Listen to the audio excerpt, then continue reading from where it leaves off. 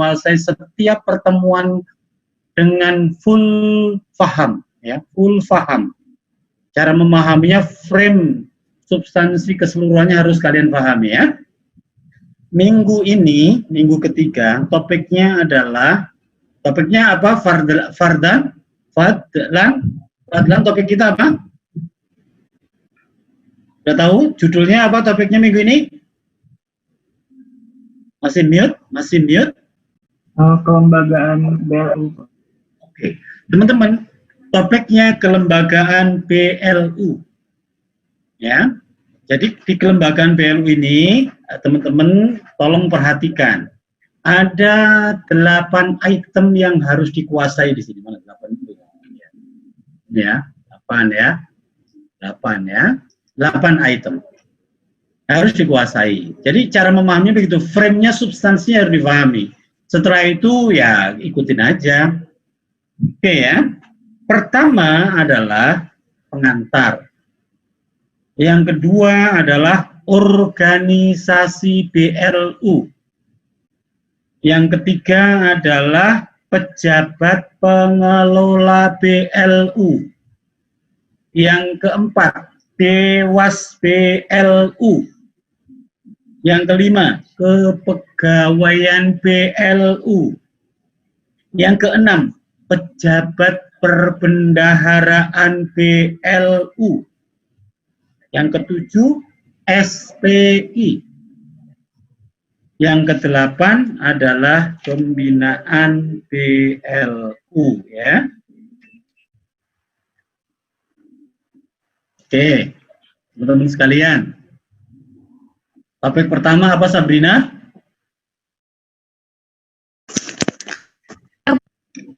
Pengantar.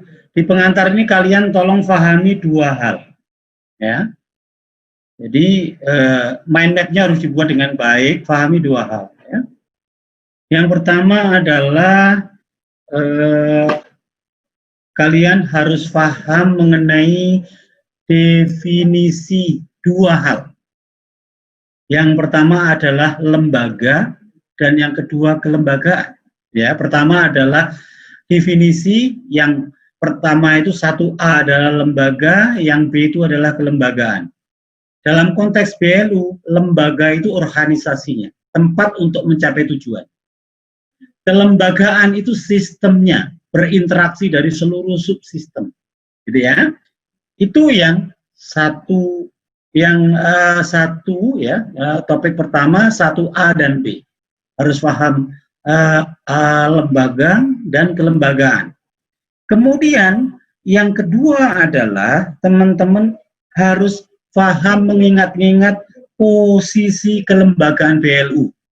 Ini diingatkan kembali pada pertemuan pertama dulu, bahwa kelembagaan BLU itu, ya, kelembagaan posisinya itu adalah, tolong dicatat, nomor 1, dia itu in between antara satker, birokrat, dengan BUMN, ya, in between, jadi di tengah-tengah.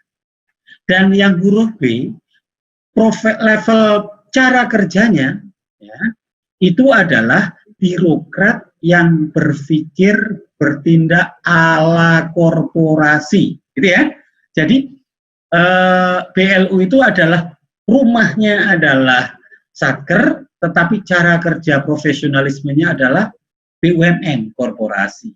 Itu 2 hal. Jadi nggak usah banyak-banyak. Kalian membaca apa saja, intinya itu, ya. Pendahuluannya 2 hal itu, ya. Itu mengenai pengantar, definisi dan posisi kelembagaan BLU. Yang kedua Nadia, topiknya apa? Organisasi BLU, Pak. Organisasi BLU. Organisasi BLU itu tolong kalian pelajari 2 hal. Yang pertama, ciri organisasinya, ya. Yang kedua, strukturnya. Ciri itu kalian pahami 4 hal. Apa yang pertama? Yang pertama itu BLU itu satker. Ingat ya, BLU itu satker. Tapi satkernya dipecah jadi 2. Satker A struktural, B non struktural, ya. Jadi Nomor satu tuh nature-nya dia tuh satker kementerian lembaga. Dia bisa struktural atau bisa non struktural. Ya. Nomor dua, ya, dia value itu bisa ada di pusat, ada juga di daerah. Kalau di pusat namanya BLU, kalau di daerah BLUD, gitu ya kira-kira. Tuh, itu nomor dua. Nomor tiga, ya, BLU, ya, BLU itu yang struktural nih, ya BLU satker struktural bisa eselon 1, eselon 2, eselon 3. Nah, itu ya. Itu nomor 3. Ya, BLU struktural itu bisa jadi eselon 1, eselon 2, eselon 3. Kemudian yang terakhir yang keempat, BLU non struktural itu dia tuh dicopot dulu dari jabatan ininya, pegawai negeri jadi pelaksana, tapi dia disetarakan. Setara eselon 1, setara eselon 2, setara eselon 3. Jadi kalau kalian membaca PIP itu BLU non struktural, maka pimpinannya itu dicopot dulu dari jabatan di struktural. Kemudian dikasih jabatan dia setara dengan eselon let's say eselon 2. Gitu kira-kira ya. Udah cukup ya? Itu topik kedua A, ya, mengenai ciri-cirinya. Yang kedua adalah strukturnya. Apapun bentuk BLU, ya, mengenai struktur itu ada 3 yang kalian catat. Nomor 1, dipimpin oleh pimpinan BLU, apapun namanya, ya, dipimpin oleh pimpinan BLU yang membawai, ya, pejabat teknis dan pejabat keuangan. Apapun nama pejabatnya nanti berkembang banyak. Ya, itu nomor 1. Nomor 2, dia itu pimpinan BLU itu punya hubungan garis titik-titik. Ada garisnya titik-titik dengan Dewas, ya, Dewan Pengawas. Dan di lehernya ada garis titik-titik dengan SPI. Ya. Dewas dan SPI itu garis titik-titik, gitu ya. Itu yang kedua. Ya. Kemudian yang ketiga, catatannya adalah masing-masing pejabat pejabat BLU yang di bawahnya pimpinan BLU tadi membawai struktur, membawai struktur dan pegawai. Dah, cirinya seperti itu, ada 3 itu. Selesai topik kedua. Topik ketiga, Kinanti belum muncul soalnya wajahnya, saya sebut. Kinanti, topik ketiga ya, apa, Pak. Kinanti? Apa Kinanti? Yang ketiga, topik ketiga? Pengelola BLU, Pak. Pejabat pengelola BLU. Itu dasarnya nanti harus dilihat di PP 23 tahun 2005. Pejabat pengelola BLU itu kalian catat ada 3. Ya. Nomor 1, pimpinan BLU. Nomor 2, pejabat keuangan. Nomor 3, pejabat teknis. Ya. Terkait nomor 1, pimpinan BLU, dia itu tugasnya apapun itu ya, teman-teman, uraian di berbagai tempat itu berbeda-beda. Itu esensinya ada 4 hal, tanggung jawabnya di area 4 hal. Yang pertama ngurusin tanggung jawab Renstra, yang kedua adalah RBA, yang ketiga ngusulin pejabat BLU. Nah, pejabat BLU ada keuangan dan teknis, gitu ya. Kemudian yang keempat, pertanggungjawaban kinerja. Pertanggungjawaban kinerja itu ada 2, kinerja operasional dan kinerja keuangan. Dah, selesai. Pimpinan BLU seperti apapun namanya, apakah kepala rumah sakit atau dirut atau direktur atau kepala, pokoknya dia core-nya di 4 itu. Kemudian yang kedua, ya, tadi kan pimpinan BLU, yang keduanya tadi apa, Rahma? Yang kedua apa? Apa, Rahma? Pejabat keuangan. Pejabat keuangan. Keuangan. pejabat keuangan apapun namanya, direktur keuangan, kepala divisi keuangan, apapun sesuai eselonnya tadi, itu deal dengan 8 hal. Yang pertama RBA, yang kedua dokumen pelaksanaan anggaran, yang ketiga pendapatan dan belanja, yang keempat kas, yang kelima utang piutang, yang keenam barang dan aset tetap,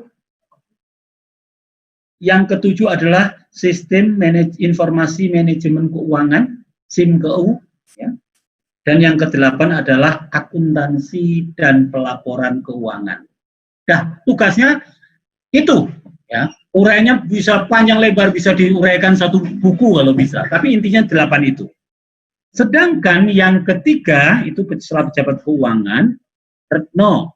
Pejabat apa? Yang ketiga? Retno. Foto itu Retno. Atau Aulia? Pejabat teknis. Pejabat teknis itu Retno ya. Pejabat teknis. Pejabat teknis apapun namanya, ya, apa direktur investasi atau apapun namanya, dia berfungsi di 3 area. Pertama, rencana kegiatan teknis. Teknis itu artinya layanan ya. Rencana kegiatan teknis garis miring layanan. Yang kedua, melaksanakan kegiatan teknis atau layanan.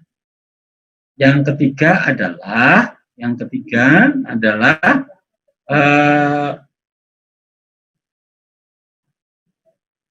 mempertanggungjawabkan kinerja layanan. Ya, ada 3 itu. Itu pejabat teknis. Apapun namanya di berbagai tempat ini BLU. Selesai. Itu topik ketiga. Yoca, topik keempat apa Yoca?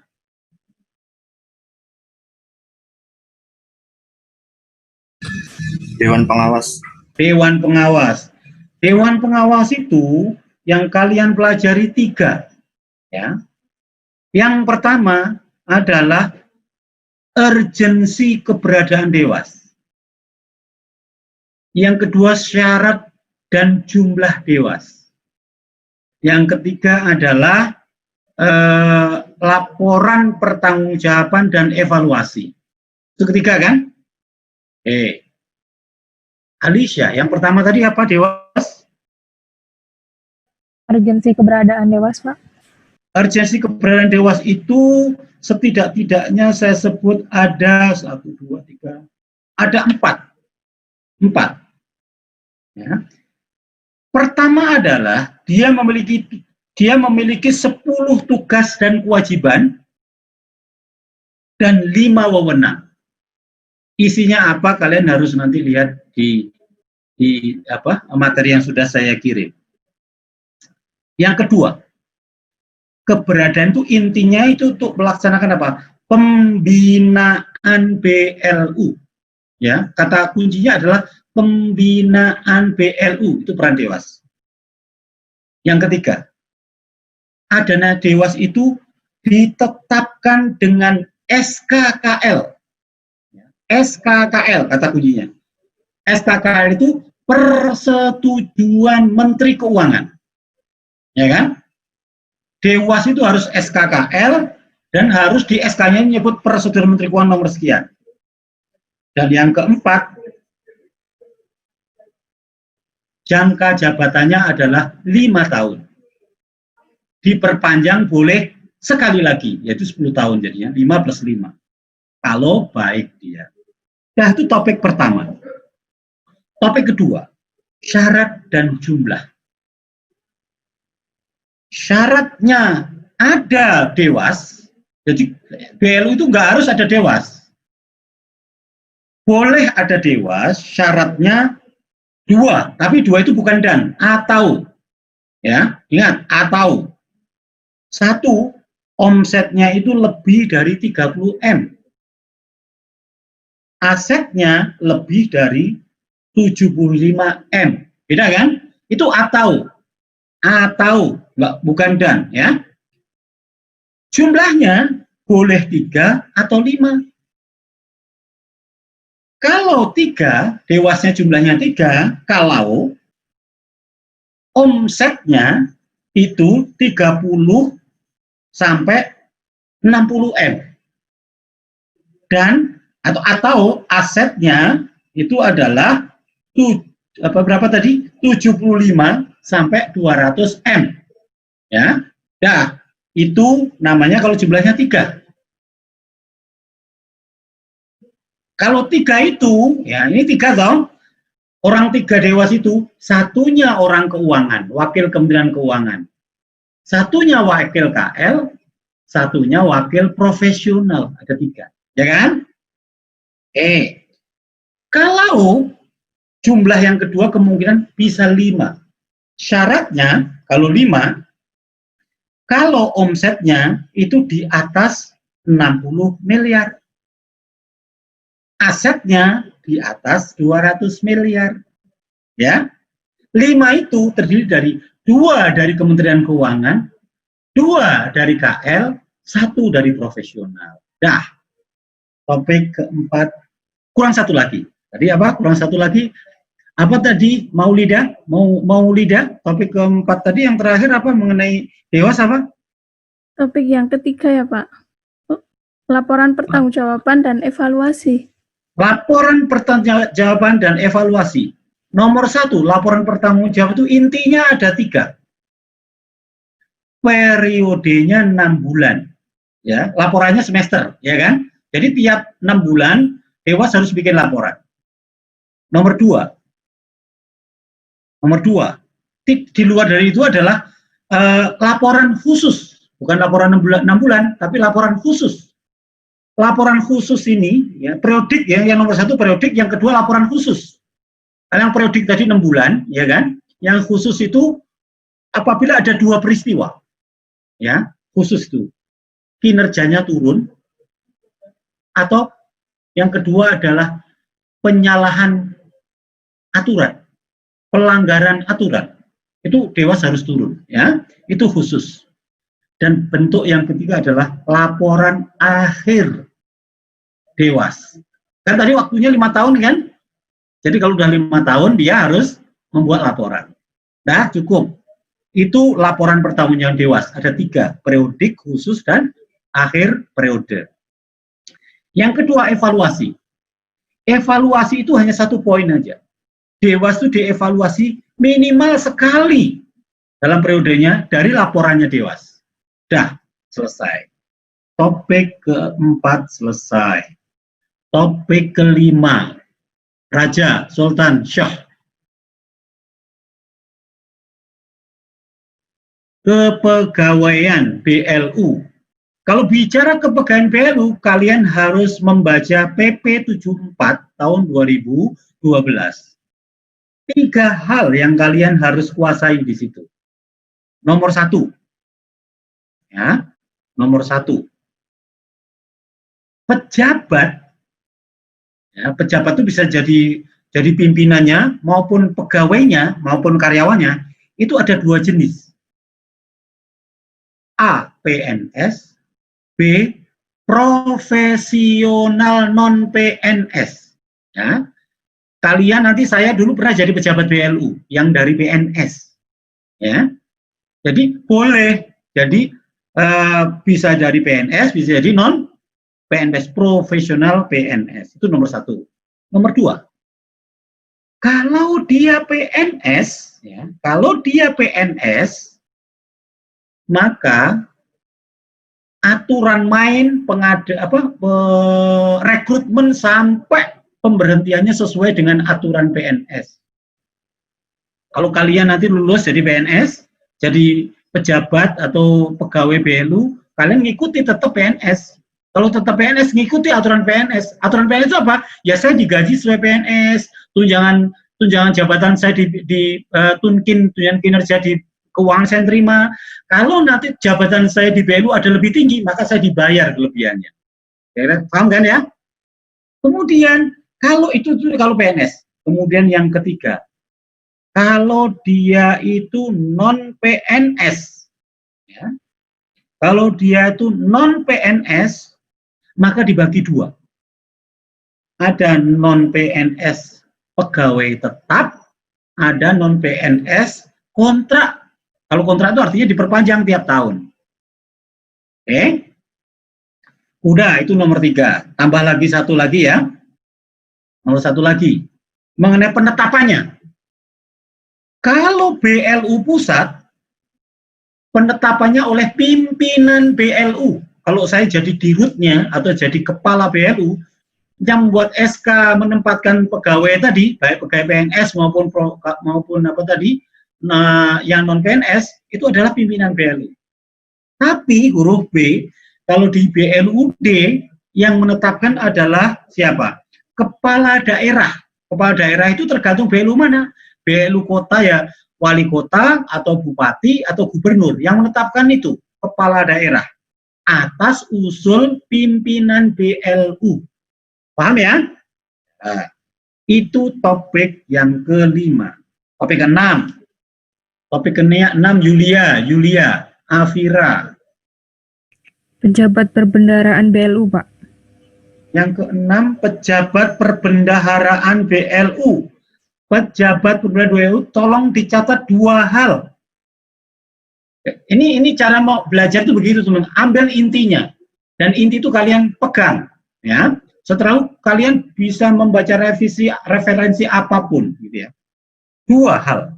Yang pertama, sesuai PMK 190 2012 ya, itu sama dengan di Satker biasa. Pejabatnya itu apa aja? PA KPA nomor 1, nomor 2 PPK, nomor 3 PPSPM ya. PA KPA, PPK, PPSPM. Udah tahu semua kan? Ini udah tingkat semester 5 udah tahu semua ya. Sudah kan? Apa Sabrina PA KPA? Sama kuasa pengguna anggaran, Mbak. Iya, seperti itu. PPK? Dapat membuat komitmen. Udah seperti itu PPSPM ya. Itu sama. Itu. Jadi unsurnya seperti itu. Ya. Di luar itu ada yang namanya bendahara, ya kan? Nomor berapa? Yang huruf D-nya bendahara. Bendahara itu ada bendahara penerimaan dan bendahara pengeluaran. Nah, itu cakupannya pejabat perbendaharaan. Nomor 2, pejabat perbendaharaan tadi, baik pusat maupun daerah, maksudnya baik BLU maupun BLUD, gitu ya, itu harus PNS untuk 2 hal. Ya, yang 2 pejabat ini harus PNS, yang lainnya boleh. Yaitu KPA, yang kedua bendahara. Bendahara itu termasuk penerimaan dan pengeluaran. Itu kira-kira ya, itu yang karena yang megang keran aliran uang. Yang ke-6 sudah. Kemudian sekarang yang ke-7 ya. Yang ke-7 Yulfahri. Mas Yulfahri. Topik ke-7 apa? SPI, Pak. Apa? SPI. Tolong SPI, apapun SPI uraian di mana, tolong kuasai 3 hal. Yang pertama adalah apa namanya? Saya menyebutnya ya. Yang pertama adalah ini ya. Bentar. Yang pertama adalah substansi. Yang kedua cakupan. Yang ketiga tugas. Nah, gitu kan? Jadi buat mind map otak berpikir tuh kalau kalian suruh mempelajari satu buku, kalian akan tahu semua, bukan menghafal tapi paham. Ya, kalau SPI substansi tadi yang nomor 1 itu tolong pegang 3 hal. Ya, 3 hal. A, B, C. Yang A adalah dasar SPI. Itu ada 2. PP 23 2005, khususnya pasal 35. Kemudian yang kedua adalah PP 74 2012 ya. Intinya di situ PP 74 2012 itu mengatakan bahwa SPI itu di bawahnya pimpinan BLU, di lehernya yang saya katakan titik-titik tadi. Itu intinya itu. Udah mau diuraiin apa aja terserah. Intinya seperti itu. Itu pertama, dasarnya. Yang kedua, pengertiannya. Kalau pengertian, kalian tolong ambil pengertian SPI itu adalah PMK 129 2020. Nah, kemudian yang ketiga, tujuannya adanya SPI. Ya, tujuan ada SPI. Tujuan ada SPI itu ada 4. Ada 4. Ya. 4 itu kalian baca di, ada 4 hal itu kalian baca di materi yang sudah saya buatin. Ya, apa saja di situ. Itu yang pertama. Yang kedua adalah cakupannya. Cakupan adanya SPI itu ada 5. Ada 5. Yang pertama adalah lingkungan pengendaliannya. Yang kedua, SPI itu berdiri dengan penilaian risiko. Kata kuncinya penilaian risiko. Yang ketiga, aktivitas pengendaliannya. Keempat, sistem informasi dan komunikasi, SIM. Ya, sistem informasi dan komunikasi. Dan baru yang kelima adalah pemantauan dan pengendalian internal. Oke, itu topik yang kedua. Topik yang ketiga adalah tugasnya. Tugasnya SPI itu ya ada 7. Ya kan? Yang ketiga tugas SPI itu ada 7. 7 itu apa? Kalian lihat di materi yang sudah saya kasih. Dah, selesai. Topik ke-7 selesai. Topik ke-8 terakhir ya. Topik ke-8 terakhir adalah Mona. Mona di mana Mona? Di Medan, Pak. Mona perasaan pernah jadi mahasiswa saya? Iya, Pak. Enggak. Satu kelas Brina. Pernah ya? Materi apa Mona dulu? PBK, Pak. Oh, PPK ya. Oke, yang terakhir adalah pembinaan BLU. Topik pembinaan BLU ada 3. Ya, 3 hal. Nomor 1 adalah pembinaan teknis. Ya. Nomor 2 adalah pembinaan keuangan. Nomor 3 adalah keberadaan Dewas. Kan fungsinya Dewas kan pembinaan kan? Oke. Intinya nomor 1 pembinaan teknis itu A. Kalau di pusat, kalau BLU itu Menteri Pimpinan Lembaga pembinanya, ya kan? Kalau di BLUD itu SKPD. Satuan Kerja Perangkat Daerah atau Kepala Dinas, ya kan ya? Nah, itu nomor 1 itu intinya. Nomor 2, pembinaan keuangan tadi. Intinya adalah kalau di BLU, Menteri Keuangan. Kalau BLUD adalah PPKD, Pejabat Pengelola Keuangan Daerah. Kalau keberadaan Dewas, ada apabila memenuhi syarat. Syaratnya tadi apa? Omset dan aset. Atau ya tadi ya omset atau aset terpenuhi. Yang jumlahnya tadi 3 atau 5. Selesai. Materinya selesai teman-teman ya. Cukup jelas? Jadi kalian bisa belajar itu sampai bikin buku, 1 buku ya. 8 hal itu intinya itu. Ya, kembangnya bisa kemana-mana. Oke, selesai. Topik kedua, saya hanya mengingatkan ke teman-teman, ya. Dimas itu dulu mahasiswa saya juga ya, Dimas? Iya, Bapak. Materi apa dulu? PBK juga? PBK, Pak. Oke, ya. Jadi, kalau yang topik kedua, saya mengingatkan ke kalian, biar urusannya gampang, hidup kalian happy. Jangan menunda pekerjaan. Kemarin saya sudah kasih tahu tugas bikin tulisan individu, ya kan? Kalau bikin individu, ya, nanti tolong dibagi menjadi 3 bagian besar. 3 atau 4? 4 deh. 4 aja ya Sabrina ya. 4 bagian besar, ya. Bagian pertama nanti kalian harus bikin pendahuluan. Di pendahuluan itu saya ingin menentukan bebas, terserah kalian. Tapi setidaknya di pendahuluan itu kalian sudah mahasiswa semester 5, ada 3 topik yang kalian harus state dengan jelas. Latar belakang, yang kedua adalah rumusan masalah, yang ketiga tujuan kalian nulis. Kan topiknya udah ada semua. Kemudian topik kedua adalah isinya. Isi itu yang 40%, 60%-nya sendiri di isinya ini. Ya. Isinya itu nanti isi topik A, topik B, topik C dan seterusnya sesuai dengan ini pokok kajian kalian. Ya. Kemudian bagian C itu adalah kesimpulan dan rekomendasi. Kesimpulan dan saran. Jadi nomor 1 kesimpulan, nomor 2 saran. Dan bagian keempat adalah referensi.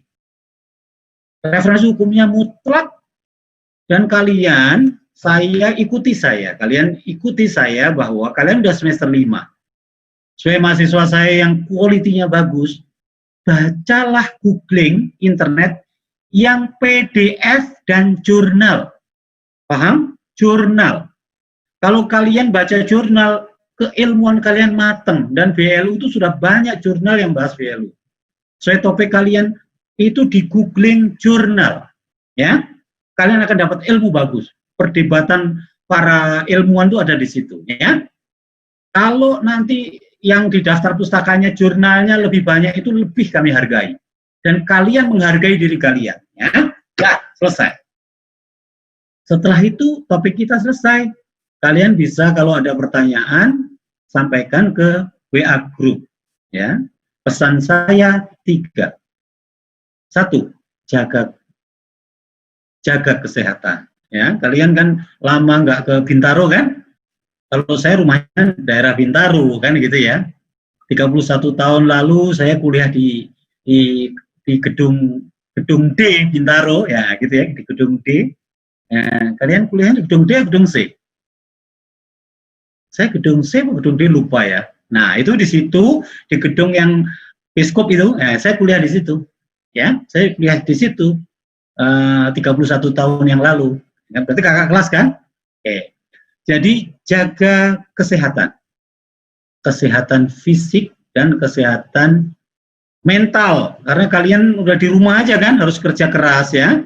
Itu pesan pertama saya gitu, sebagai teman kalian, kakak kelas kalian ya. Jaga kesehatan fisik dan mental. Yang kedua adalah tetap semangat. Kalian tidak kuliah tapi semangatnya tetap ya. Semangat dijaga. Kalau ngerjain jangan nunda pekerjaan. Ya, saya ulangi, jangan nunda pekerjaan. 2,5 jam ini adalah waktunya mata kuliah PKBLU. Sehingga kalian bikin mind map dan komentar. Cara bikin komentar kalian nanti lihat di RPS. RPS itu kan ada apa komentar yang penting untuk dikomentari, itu ada. Itu bikin mind map dan komentar itu ya di 2,5 jam ini ya, jangan di waktu lain ya. Yang bagus untuk kalian sendiri itu saya pesan tetap semangat ya tadi ya. Kemudian pesan saya yang berarti pesan saya 4 ya. Jaga kesehatan, tetap semangat ya, spiritnya yang kuat, tetap semangat walaupun jauh. Dan yang ketiga adalah produktif. Produktif kalian ya. Jadi kalau disuruh bikin tulisan jadinya bagus. Bukan karena dosen kalian, saya nggak butuh tulisan kalian. Tapi saya pengen kalian lulus. Tapi kalian harus mempersembahkan pada diri kalian yang terbaik. Dan kalian bisa. Produktif. Ya. Dan yang terakhir, yang keempat, jangan lupa bahagia. Ya. Bahagia bersama saudara, adik kakak, orang tua, teman-teman di kampung. Saya nggak tahu bisa nyambung silaturahmi pacaran lagi sama teman-teman SMA-nya atau bagaimana, saya nggak tahu. Ya, tetap semangat karena masing-masing punya tujuan sendiri-sendiri, tapi bahagia itu pilihan. Ya, saya ajari semua teman-teman untuk bahagia. Cukup? Nggak ada pertanyaan? Jangan dipaksa ada pertanyaan kalau nggak ada. Ya. Kalau ada pertanyaan, silakan sampaikan di WA group. Ya. Kalau kurang puas, memang saya bukan untuk memuaskan kalian, tapi saya memastikan agar kalian ngerti ngerti tidak hanya materi, tapi cara menguasai materi itu seperti itu. Kerangka berpikirnya harus bagus. Cukup ya? Saya tutup bisa? Coba dibuka, jangan di-mute, unmute. Bisa saya akhiri pertemuan ini? Bisa, Pak. Bisa, Oke ya? Saya percaya sama kalian ngerjain untuk diri kalian, selesaikan dengan sebaik-baiknya. Oke, terima kasih teman-teman. Saya ulangi, jaga kesehatan, tetap semangat. Terus apa tadi yang ketiga? Tetap semangat, produktif, dan yang keempat, apa? Jangan lupa bahagia. Jangan lupa bahagia. Terima kasih, selamat siang, dan wassalamualaikum warahmatullahi wabarakatuh. Waalaikumsalam warahmatullahi wabarakatuh. Terima kasih, Pak. Terima kasih, Pak. Terima kasih, Pak. Oke ya.